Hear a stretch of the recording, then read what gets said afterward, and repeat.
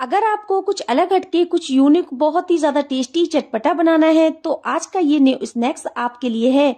आज मैं आपके साथ शेयर करने जा रही हूँ बहुत ही यूनिक नए स्टाइल का सुपर टेस्टी नाश्ता, जिसके आगे आप समोसा खाना भी छोड़ देंगे। इस रेसिपी को बनाने के लिए सबसे पहले हम मिक्सिंग बाउल में डालेंगे 3 छोटे चम्मच के करीब ऑयल, और इसमें अब जाएगा 1 छोटा चम्मच के करीब नमक, 1 छोटा चम्मच के करीब अजवाइन जिसको हमने हाथों से अच्छे से क्रश कर लिया था, और अब मैं इसमें ऐड करूंगी 1 छोटा चम्मच के करीब कलौंजी, और साथ ही में हम इसमें ऐड करेंगे 1.5 कप के करीब मैदा। मैदा का इस्तेमाल किया है, 1 कप के करीब हमने मैदा डाल दी थी और आधा कप मैदा हम और डाल रहे हैं। तो यहाँ पर हमने टोटल 1.5 कप के करीब मैदा का इस्तेमाल किया है, और इसको हम हाथों से अच्छे से मिक्स कर लेंगे ताकि जो मोयन है वो इसमें अच्छे से मिक्स हो जाए। अब हम मुट्ठी बांध कर देखेंगे।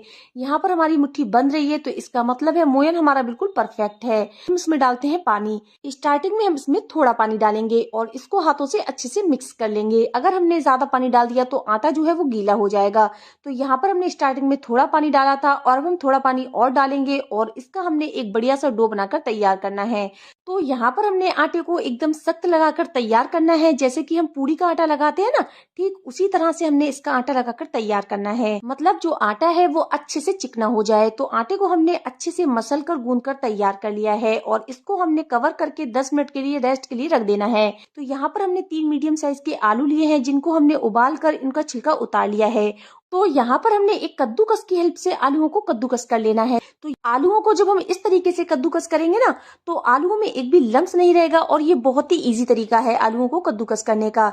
तो यहाँ पर हमने सारे आलूओं को कद्दूकस कर लेना है, और इसमें ऐड करेंगे हम कुछ मसाले।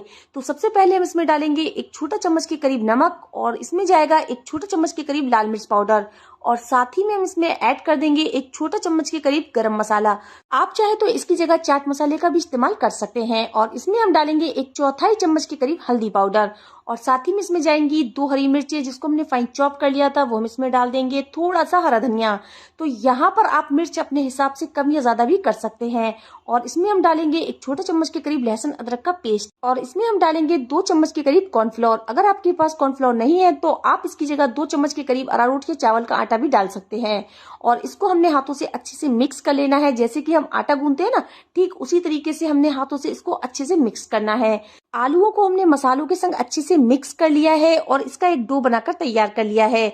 अगर डो आपके हाथों में चिपक रहा है तो आप हाथों में थोड़ा सा ऑयल लगा लीजिए, और इसमें हम डालेंगे 1 चम्मच के करीब सफेद तिल।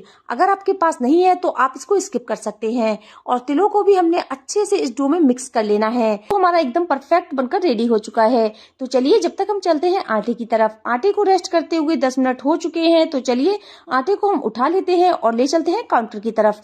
तो यहाँ पर हमने काउंटर पे आटा ले लिया है। आटे को हमने काउंटर पर रखना है और इसको हमने 2 पार्ट में डिवाइड करना है।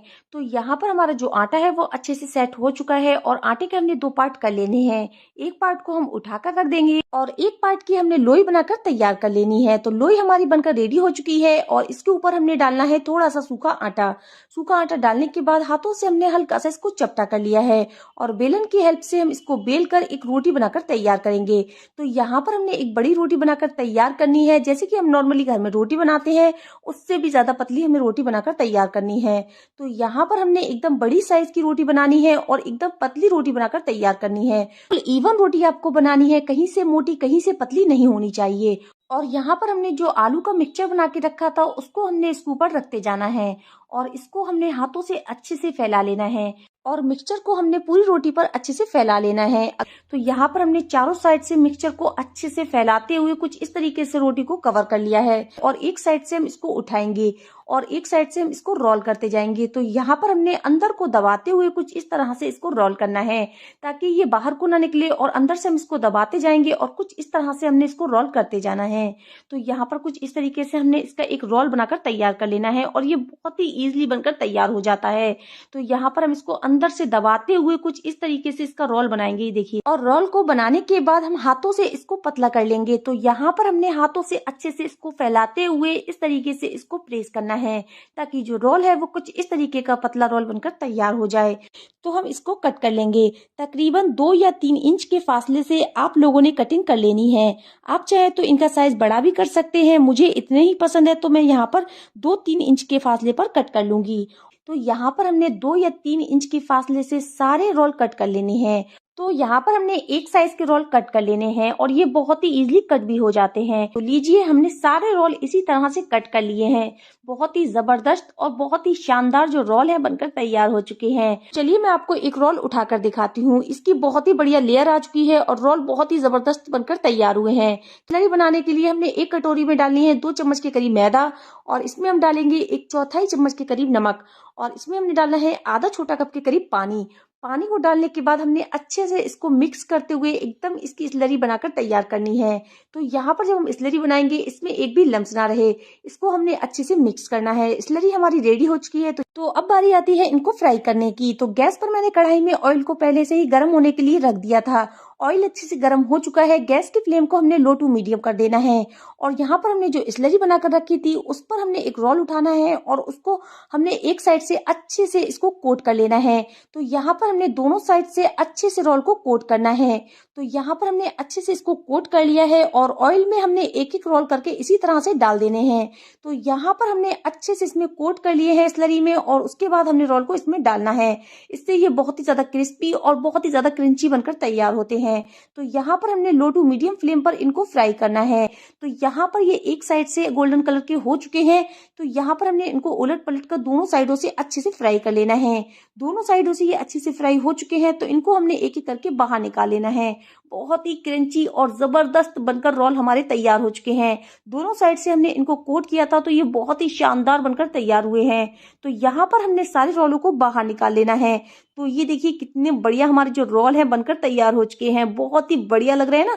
तो इसी तरह से हमने दूसरे बैच को भी फ्राई कर लेना है। तो चलिए हम इनको गर्मा गर्म सर्व कर लेते हैं। आप इनको चाय के संग या टोमेटो केचप के संग भी सर्व कर सकते हैं। बहुत ही मजेदार हमारे रोल बनकर तैयार हुए हैं। और ये लीजिए हमारे बिल्कुल तैयार है झटपट बनने वाले कुरकुरे और क्रिस्पी रोल। लग रहे हैं ना बिल्कुल टेम्पटिंग। चारों साइड से क्रिस्पी, टेक्सचर मजेदार। आप देख सकते हैं कि हमारे रोल कितनी आसानी से बने हैं। बहुत ही ज्यादा खस्ता और क्रिस्पी बने हैं। अंदर का टेक्सचर देखिए, वाव कितने अमेजिंग लग रहे हैं। एक एक लेयर अलग। आप इसको टोमेटो केचप के संग सर्व कीजिएगा, बहुत ही ज्यादा टेस्टी लगते हैं। तो यहाँ पर मैं आपको एक रोल उठाकर दिखा रही हूँ। देखिए कितनी बढ़िया इसकी जो लेयर है आई है। बहुत ही ज्यादा टेम्पटिंग लग रहे हैं ना, बहुत ज्यादा खाने में भी टेस्टी है। तो यहाँ पर मैं आपको दिखाती हूँ कितने ज्यादा ये खस्ता बनकर तैयार हुए हैं। तो ये देखिए कितने बढ़िया लग रहे हैं ना। आप इसके आगे समोसे खाना भी भूल जाएंगे। बहुत ही ज्यादा टेस्टी हैं। और जल्दी से अपने किचन में जाइए और इस रेसिपी को ट्राई कीजिए। अगर अच्छी बने तो मुझे प्यारा सा कमेंट करके जरूर बताइए और अपने फैमिली फ्रेंड्स में इसको जरूर शेयर कीजिएगा। और प्लीज मुझे सपोर्ट करने के लिए चैनल जायका अपने किचन को सब्सक्राइब जरूर कीजिएगा।